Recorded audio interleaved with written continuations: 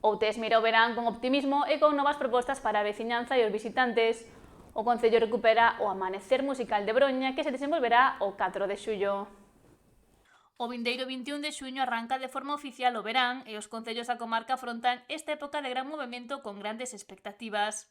O turismo está a gañar forza na contorna e no caso de Outes, o goberno local leva xa semanas impulsando traballos de mellora e adecuación dos lugares claves. Canto ao verán, evidentemente xa se empezaron a facer labores xa alá pola ponte de San Xosé, ter en conta que o Concello de Outes apuxo a praia nunhas condicións óptimas xa por aquelas datas, dada a importancia que ten, non? Pola concurrencia de veciños e veciñas, e mesmo de xente de fora que nos ven a visitar.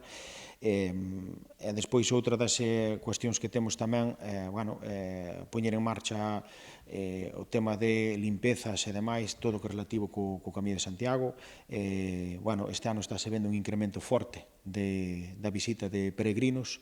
Vese que ano tras ano que este proxecto se está consolidando, está medrando, polo tanto, a nivel turístico, o tema da peregrinación vemos que vai ser importante tamén. Tamén se está a traballar nas instalacións do estaleiro Ciprián, en Broña. Moi recurrentes e visitadas por moitos turistas.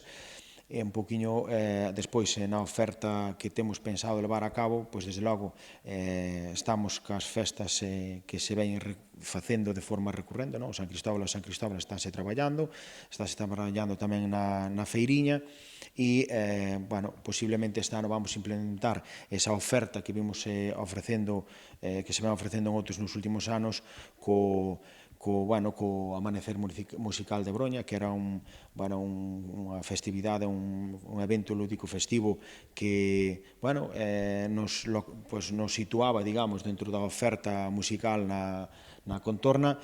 Polo que regresará o vindeiro 4 de xullo.